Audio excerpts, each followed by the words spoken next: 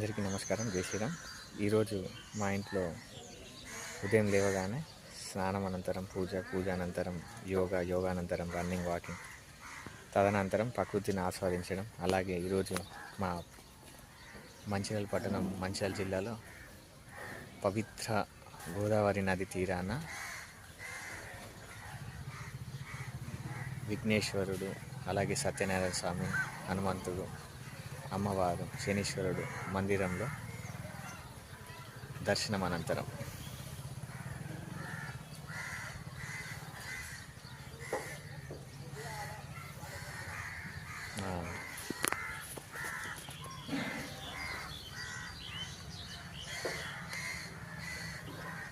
ఇలా నాకు సమయం దొరికినప్పుడు మందిరాలను దర్శించుకుంటాను. అలాగే నా వృత్తిరీత్యా ఏ జిల్లాకి వెళ్తే ఆ జిల్లా కోర్టును సందర్శిస్తూ ఉంటాను.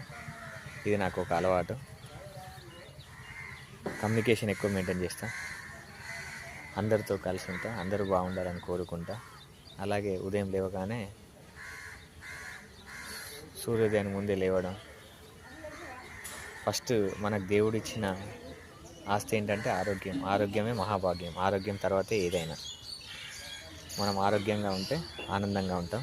మానసిక ప్రశాంతత, శారీరక రుగ్మతలు లేకుండా ఉండాలంటే ఆరోగ్యంగా ఉంటూ అనారోగ్యంగా తెలుసుకోవాలి. మీ నటేశ్వర్, న్యాయవాది, మంచిర్యాల జిల్లా.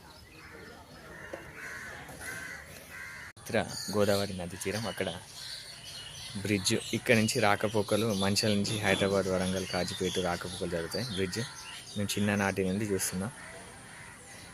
ఇప్పటికీ మా చిన్ననాటి నుంచి చూస్తున్నాను. అది సమ్మక్క సారలమ్మ వారి గద్దెలు. ఇక్కడికి ప్రతి 2 సంవత్సరాలకు ఒకసారి వచ్చి చాలామంది దర్శించుకొని వెళ్తారు. ఇది మా మంచిర్యాల జిల్లా పట్టణంలోని గోదావరి నది తీరాన.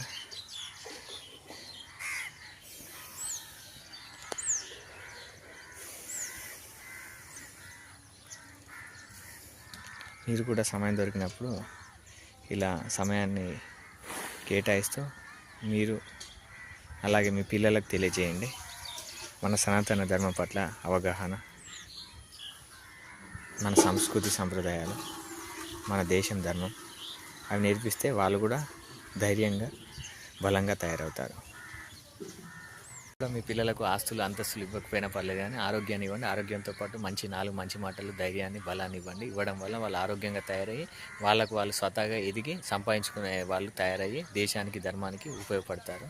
జై శ్రీరామ్. మీ నటేశ్వర్, న్యాయవాది. 9985351871. జై శ్రీరామ్.